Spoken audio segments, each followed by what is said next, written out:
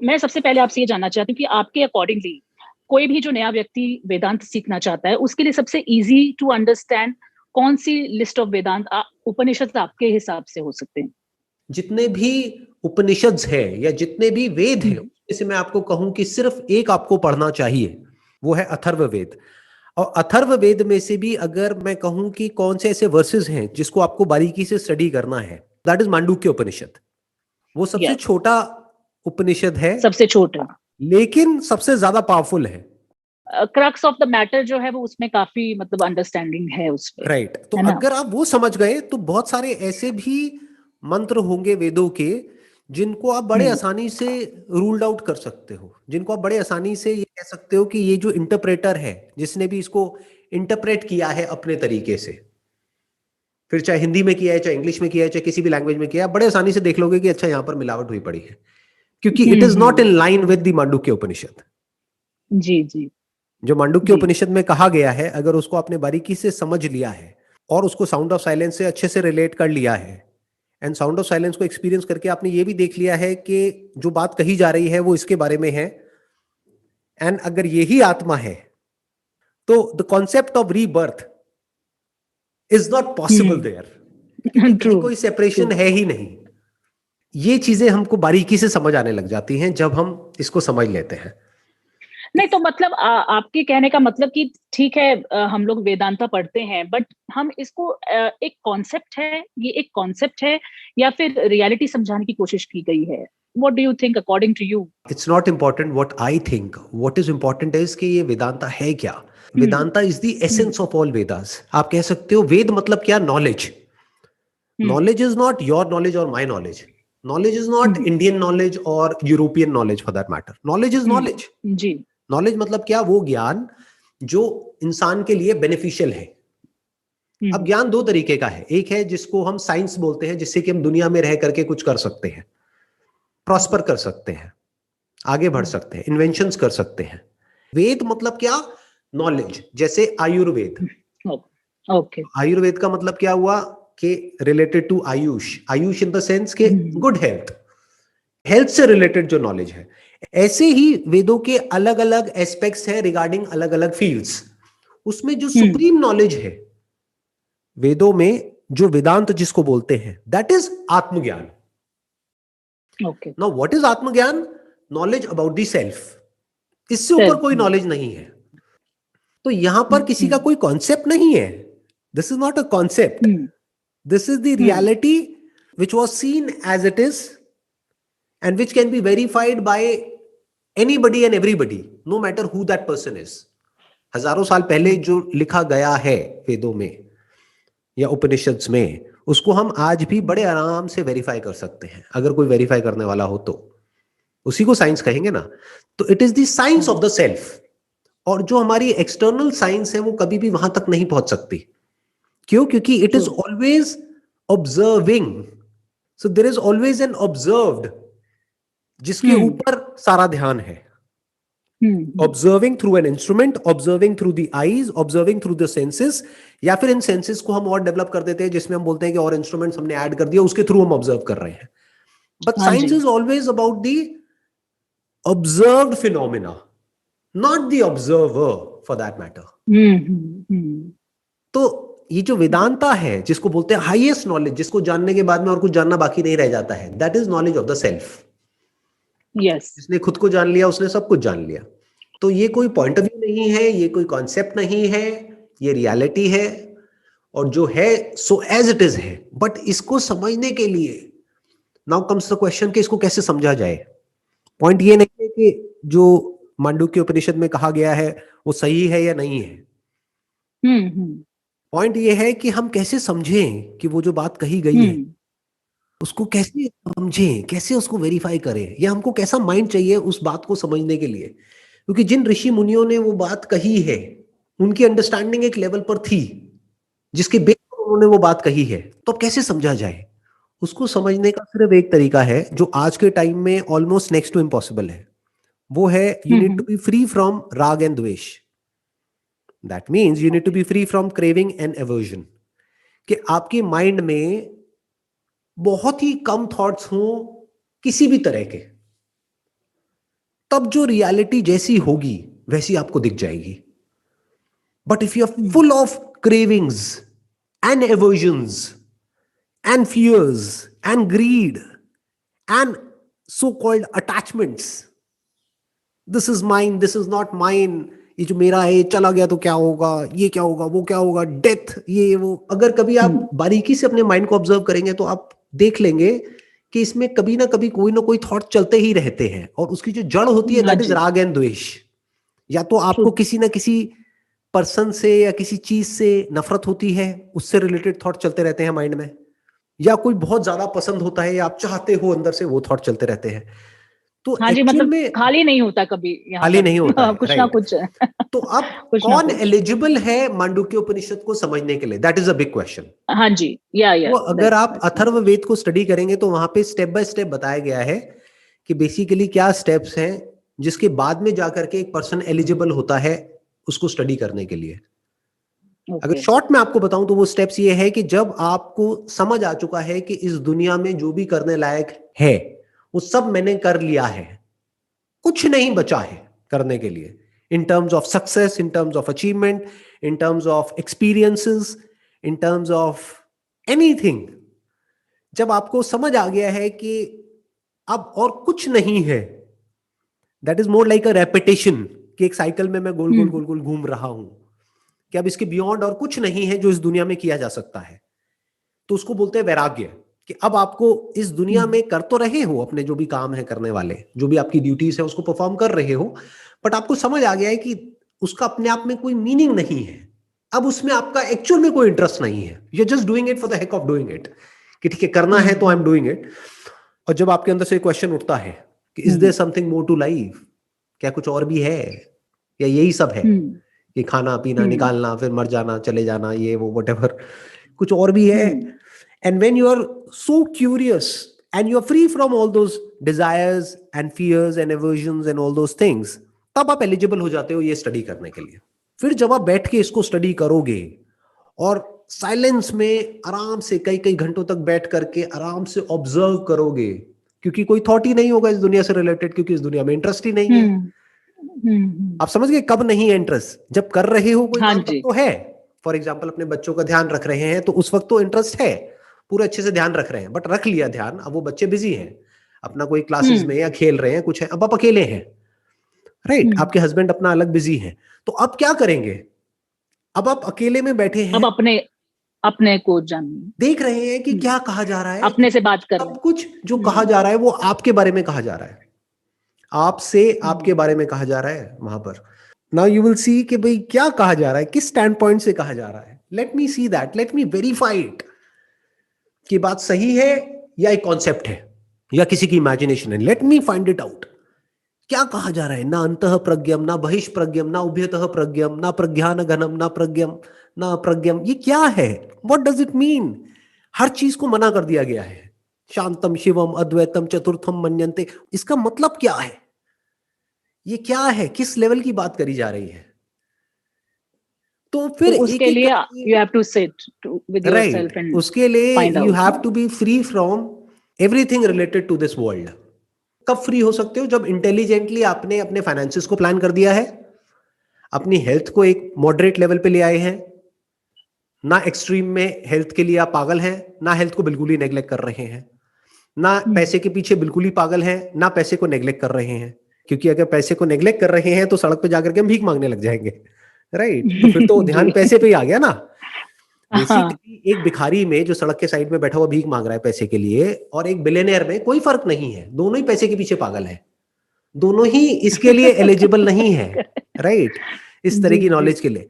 या कोई इंसान जो हेल्थ के पीछे पागल है, हेल्थ मतलब बाहर से दिखने वाली हेल्थ जो इंस्टाग्राम पे हम देखते हैं, कोई है जो उसके पीछे पागल है, अपने एब्स के पीछे पागल है, उसके पीछे पागल है. कोई है जो बिल्कुल ही हेल्थ के ऊपर ध्यान नहीं दे रहा है, खाए चले जा रहा है, पिए चले जा रहा है और नशे में है. दोनों ही एलिजिबल नहीं है. कोई है जो बहुत ही ज्यादा इंडल्ज हो गया अपनी फैमिली लाइफ में, अपनी रिलेशनशिप्स में, वो भी एलिजिबल नहीं है. कोई है जो रिलेशनशिप्स को बिल्कुल ही इंपॉर्टेंस नहीं दे रहा है, वो भी एलिजिबल नहीं है. तो एलिजिबल कौन है, जो बीच के एक रास्ते में है, मिडिल बीच में है, मिडिल पाथ पे है. अब क्या है, वहां पे उसने इन दोनों चीजों को बैलेंस कर दिया है. ना तो एक्सट्रीम में कुछ कर रहा है ना छोड़ रहा है। अब वो बीच में आराम से बैठ करके, जब भी उसको फ्री टाइम मिलेगा, दिन में 2 घंटे 4 घंटे, वो बैठ करके आराम से कंटेम्पलेट कर सकता है, देख सकता है। आई एम नॉट सेइंग सोच रहा है वो, आई एम सेइंग देख रहा है उस सच को, एक्सपीरियंशियली देख रहा है एक एक बात को। आई थिंक उसमें आपका साउंड ऑफ साइलेंस वाला जो मेडिटेशन है, I think that's pretty helpful, very helpful. उसके बिना तो वो हो ही नहीं सकता। साउंड ऑफ साइलेंस के बिना वेदों को और उपनिषद को समझने का मतलब है हवा में तीर चलाना, वो भी अंधेरे जी में। बिल्कुल। कुछ समझ नहीं आएगा क्या बात हो रही है। तो दो अलग अलग चीजें हैं, एक है experience of the sound of silence, एक है अंडरस्टैंडिंग ऑफ द सेल्फ। ये दोनों साथ साथ चलती है। मतलब बिल्कुल साइकिल जैसे, एक बाइसाइकिल है, उसके 2 व्हील्स हैं, तो दोनों व्हील्स इंपॉर्टेंट हैं। बहुत लोग हैं उनको एक्सपीरियंस तो है साउंड ऑफ साइलेंस का, बट उसको भी इमेजिन करते रहते हैं। दे इमेजिन कि ये एक पाथ है जिसपे चल करके एक दिन एक दरवाजा खुलेगा, फिर हम अंदर घुसेंगे, अंदर वहां पर एक स्वर्ग होगा, वहां पे कोई बैठा होगा, ये होगा वो होगा, नर्क होगा, ये वो व्हाटएवर, वो इमेजिनेशंस की दुनिया में है। दूसरा एक्सट्रीम उन लोगों का है जो वेदों में उपनिषद में जो कहा गया है उसको रटते चले जा रहे हैं, सिर्फ नॉलेज, ज्ञान। तो एक है ज्ञान, एक है बोध। ज्ञान मतलब क्या? नॉलेज। एक है एक्सपीरियंस। दोनों जरूरी है ना। जैसे मैं आपको किसी ऐसी चीज के बारे में बताता चला जाऊं जिसका आपको एक्सपीरियंस ही नहीं है, आप कहोगे क्या बोल रहे हो। अब एक्सपीरियंस तो है बट उसकी अंडरस्टैंडिंग नहीं है, तब भी आप कहोगे हाँ नहीं अच्छा तो है बट आई डोंट नो कि क्या है। राइट, स्टिल नॉट हाँ, अवेयर। Still not aware. जी। और नहीं, इसी इसी बारे में मैं एक और भी, जो मेरा क्वेश्चन था कि जैसे हम वेदों में पढ़ते हैं कि भाई everything is one supreme consciousness, ब्राह्मण।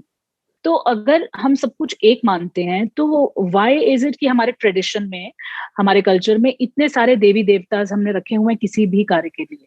मीन्स कि अगर किसी को पढ़ाई में अच्छा है तो सरस्वती जी की पूजा करें, अगर किसी को कोई शुभ कार्य करना है तो गणेश जी की पूजा करें, बल के लिए हनुमान जी की पूजा करें। तो अगर ऐसा ही है कि everything is one, one supreme consciousness जो कि इस पूरे वर्ल्ड को चला रही है, so why do we have to go through all the different levels? Why can't we just say कि या there is only one that we have to pray to?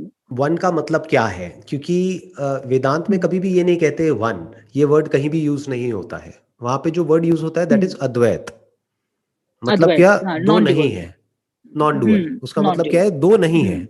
वो ये नहीं कहते एक है। एक ही। अच्छा, क्यों? मतलब वो दो ये नहीं कहते है, हैं कि हाँ। हाँ, वो कहते हैं दो नहीं है। वो ये नहीं कहते कि एक ही है। ध्यान से समझना, ओके दोनों में ओके। बड़ा फर्क है। बिकॉज ये जो ऋषि मुनि है ना, जिन्होंने ये वेदांत के जो मंत्र हैं, जो एक्चुअल में जो डीप में गए हैं, इतना सोच समझ करके एक एक वर्ड को लिखा है जिसकी कोई हद नहीं है। मतलब हम लोग तो जल्दी में कुछ भी बोल देते हैं, कुछ भी कर देते हैं। वो लोग एक एक वर्ड के पीछे इतना डीप में गए हैं, इसीलिए उन्होंने बोला अद्वैत, यानी क्या? दो नहीं है। तो क्या है? क्या एक है? उन्होंने तो नहीं कहा कि एक है, ये तो हम खुद अज्यूम कर रहे हैं। एक है तो ये दुनिया में इतना सब कुछ कैसे दिख रहा है? जैसे आपने क्वेश्चन पूछा कि इतने सारे देवी देवता क्यों, तो वो क्या कह रहे हैं? दो नहीं है। मतलब क्या? कि एक स्टैंड पॉइंट से देखोगे तो एक है, दूसरे स्टैंड पॉइंट से देखोगे तो इन्फिनिट है। यानी from the standpoint of the forms there are infinite number of forms. From the standpoint of the substance there is only one substance. Okay. जैसे मिट्टी है, मिट्टी के बहुत सारे तरह तरह के हमने चीजें बर्तन बना बना ली, लेते हैं। बर्तन बना लिया, ये बना लिया, वो बना लिया, वो बना लिया, बहुत कुछ बना लिया। तो वो क्या कह रहे हैं कि एक नहीं है, क्योंकि बहुत सारे बर्तन हैं। तो हम ये नहीं कह सकते कि एक ही है, नहीं तो आदमी सामने से यही कहेगा ये एक कहाँ है, ये तो बहुत सारे हैं। हाँ जी, जी। वो क्या कह रहे हैं? दो नहीं है। क्या आप इन दो को अलग अलग समझ रहे हो? दो नहीं है यानी मिट्टी का बर्तन और मिट्टी दो नहीं है, एक ही है। उस स्टैंड पॉइंट से अगर आप देखेंगे तो आपको समझ आ जाएगा कि मिट्टी एक है, बर्तन अनेक है। मिट्टी एक है, बर्तन अनेक है। तो अगर हम इस बात को बारीकी से समझ गए हैं तो परमात्मा एक है, यानी हर फॉर्म में परमात्मा ही है। तो अब किसी भी फॉर्म की पूजा करो ना, पहाड़ में भी परमात्मा है, धरती में भी परमात्मा है, जल में भी परमात्मा है, अग्नि में भी परमात्मा है, वायु में भी परमात्मा है, आकाश में भी परमात्मा है। जो कुछ है वो सब कुछ ही परमात्मा है। तो कहीं भी पूजा करो, किसी की भी करो, कैसे भी करो, फिर चाहे आप गणेश जी की करो, चाहे भगवान शिव की करो, चाहे देवी की करो, चाहे देवता की करो, आप समझ रहे हैं? हाँ जी, दिस इज मगर द ऐसे हाइट मतलब ऑफ लोगों, नॉलेज, हाँ, this is the pinnacle of knowledge, क्योंकि किसी को नहीं छोड़ा है हमारे हाँ, क्योंकि हम इसमें। लोगों को ऐसा लगता है ना कि हमारे वाले बेटर हैं, आपके वाले कम हैं। सो डू यू थिंक कि अगर कोई वेदांता के थ्रू जाता है या पढ़ता समझता है, डू यू थिंक कि उसकी वो जो भ्रांति है वो खत्म हो सकती है?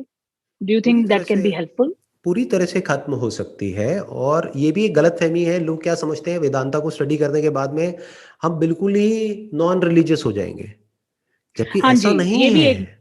ये भी एक बात जबकि आती है ऐसा बीच में। नहीं है। बेसिकली आप ध्यान से समझ ना, हम्म इसके स्टेप्स क्या हैं टू अंडरस्टैंड योरसेल्फ। इसका पहला स्टेप है वैराग्य। वैराग्य कब आता है?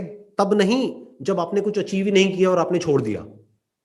हम्म। जब जो भी पाने हम्म। लायक है इस धरती पे, इस दुनिया में, वो सब आपने पा लिया, पा करके देख लिया, एक्सपीरियंस करके देख लिया और फिर छोड़ दिया।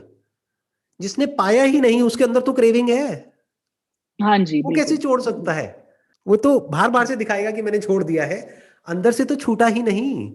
क्रेविंग रहेगी कहीं क्रेविंग पर। बनी ही रहेगी मरते दम तक। हम्म। तो पहला स्टेप क्या है? वैराग्य। वैराग्य कब आता है? जब हम मॉडरेशन में चले जाते हैं, हाँ जी। ना एक्सेस जी। में इंडल्ज होते हैं, ना पूरी तरह से छोड़ते हैं, बीच में आ गए। इसीलिए पहले के जमाने में जितने भी ऋषि मुनि थे वो सब ज्यादातर गृहस्थ थे, हम्म यानी कि हम्म। उनकी अपनी एक फैमिली थी और वाइफ थी, बच्चे थे। आप कोई भी कथा पढ़ लो, हाँ पुराण जी, पढ़ लो, उसमें सारे कथाएं आएंगी। सारे ग्रस्त। एवरीबडी वाज लाइक गृहस्थ, राइट? फैमिली। हाँ। तो ये जो कॉन्सेप्ट आया ना ब्रह्मचर्य का, ये बहुत बाद में आया है। तो आई नॉट गो इनटू सन्यासी इट कि होने वो का। कब आया, कैसे आया, क्या आया। हम्म। दैट इज अ डिफरेंट हाँ स्टोरी जी। ऑल टुगेदर, अभी हम वहां नहीं जाते। बट द पॉइंट इज, हाँ जी। जो समझने वाली बात है वो ये है कि जो एक्चुअल में जो वेद और उपनिषद जहां से आए हैं, वो लोग वो थे जो बहुत ही सिंपल लाइफ जीते थे। सिंपल मतलब क्या? हम्म एक छोटी सी कुटिया है, पास में नदी बह रही है, एक छोटा सा आश्रम है, पेड़ के नीचे कुछ शिष्य बैठे हैं, उनको सिखा रहे हैं, कर रहे हैं। इस तरह से ये सिंपल लाइफ। सिंपल बहुत life. Simple life, a moderate life, nothing in excess. ऐसा नहीं है कि बैठ करके तपस्या कर रहे हैं, ये कर रहे हैं, ऐसा नहीं है। तो अब ध्यान से समझना, तो ये सब जो आए हैं मंत्र, वो आए हैं through moderation, through hmm living a balance life. क्योंकि एक मॉडरेट जो माइंड होता है ना, वो एलिजिबल हो जाता है आगे नेक्स्ट स्टेप पे जाने के लिए, यानी उसके अंदर वैराग्य हम्म जागने लग जाता है। अब नेक्स्ट स्टेप जो आता है, that is Upasana, that is भक्ति। बिना उपासना के, बिना भक्ति के, मतलब दिल में जब तक ये नहीं होगा ना, अंदर से एक चीख नहीं निकलेगी कि हम्म। हे भगवान मेरी मदद करो, मुझे बताओ कि सही रास्ता क्या है, सही क्या है, गलत क्या है, तब तक वो आदमी ढोंगी पाखंडी बन करके बाहर से दिखाता रहेगा कि मेरे को ये पता है, वो पता है, बट अंदर से एक्चुअल में उसके दिल में वो चाह पैदा ही नहीं हुई है जानने की कि भगवान क्या है। अब वो कब पैदा होती है? जब आदमी अपनी मोर्टैलिटी को देख लेता है, उसको समझ आ जाता है कि ये कुछ भी नहीं है, this is very very fragile. कल एक बीमारी होनी है, हम्म। पता भी नहीं लगेगा कहाँ गए, हुआ करता था। ट्रू। तो कहने का मतलब है, जब वो इंसान अपनी फ्रेजिलिटी को देख लेता है तो उसकी ईगो शैटर हो जाती है, तो टूट जाता है पूरी तरह से, फिर वो भगवान के पास जाता है। भगवान मतलब क्या? कहीं भी किसी भी जगह पे जाकर के बैठ जाता है और हार मान जाता है और कहता है कि भगवान मुझे नहीं पता कि क्या रास्ता है, आप बताओ। फिर जा करके सरेंडर। उसको जवाब मिलने लगते हम्म हैं। फिर जा करके हम्म। वो स्टडी करता है वेदों को, उपनिषद्स को। Now he is eligible to understand. और फिर जब वो समझ लेता है, तब उसके अंदर जो लव और कंपैशन है वो बढ़ जाता है, कम नहीं होता है। भक्ति और बढ़ जाती है, भजन उसको और अच्छे लगने लग जाते हैं। जैसे फॉर एग्जाम्पल भगवान शिव, अगर उनको आप ध्यान से हम्म। देखेंगे, ऑब्जर्व करेंगे, तो वो बेसिकली क्या है, उनको आप कह सकते हैं कि उनको अगर आप बारीकी से ऑब्जर्व करेंगे ना, तो आपको वहां पर बहुत सारे सीक्रेट्स रिवील होते हुए दिखेंगे। भगवान शिव के पीछे भूतों की टोली चलती है, इसका मतलब क्या है? व्हाट इज भूत? अब आप सिर्फ भगवान शिव को इसलिए पूजा नहीं कर रहे हो क्योंकि आपको कुछ चाहिए, क्योंकि वो हम्म। तो पहले स्टेप में ही गायब हो गया। वैराग्य का मतलब यही है कि कुछ नहीं चाहिए। अगर आपको कुछ चाहिए और फिर आप हम्म। वेदों को स्टडी कर रहे हो, उपनिषद को स्टडी कर रहे हो, तो वो किसी काम का नहीं है, हाँ, करेक्ट। राइट? तो अब जब आपको कुछ नहीं चाहिए, जो चाहिए था वो सब मिल चुका है, मतलब आपने अपनी जिंदगी की डोर एक्चुअल में भगवान के हाथ में छोड़ दी है। भगवान मतलब क्या? उसको आप नेचर कहो, यूनिवर्स कहो, प्रकृति कहो, कुछ भी बोलते रहो, कुछ भी। कुछ हाँ। भी, एनीथिंग। राइट, मतलब इस सुप्रीम यूनिवर्स के पावर हाथ को में आपने सरेंडर सब कर छोड़ दिया। दिया, सरेंडर कर दिया कि अब तू हम्म संभाल ले सब कुछ, हम्म तो वो सब संभाल लेता हम्म है। तो अब सवाल उठता है, अब क्या दिखेगा आपको? अब जब आप भगवान विष्णु को देखेंगे, ब्रह्मा को हम्म देखेंगे, भगवान शिव को देखेंगे, तो आपको कुछ ऐसा नजर आएगा जो और लोगों को नजर नहीं आता है। जैसे मैंने आपको एग्जांपल हम्म बताया कि भगवान शिव के पीछे भूतों की टोली चलती है, तो इसका मतलब क्या हुआ? हम्म। ध्यान से हाँ जी। समझना, भूत मतलब क्या? Past, past. मेमोरी। उसी पास्ट के बेस पे फ्यूचर क्रिएट होता है, जिसको काल बोलते हैं, समय बोलते हैं। हम्म तो ये भूत यानी कि पास्ट और फ्यूचर भगवान शिव के ऊपर नहीं है, सर पर नहीं है, क्योंकि सर से तो गंगा बह रही है। भगवान शिव मतलब क्या? वो जो आत्मज्ञानी है, हम्म जो खुद को जानते हैं। तो भूतों की टोली उनके पीछे है, माइंड उनके पीछे हम्म है, हम्म। राइट? हाँ थॉट्स जी। उनके पीछे है, फीलिंग्स उनके पीछे है, इमोशंस उनके पीछे है, उनके ऊपर हावी नहीं है। बट लोगों के केस में क्या है? भूत उनके सर पे चढ़ा हुआ है। हम्म राग द्वेष ये सब क्या है? भूत है।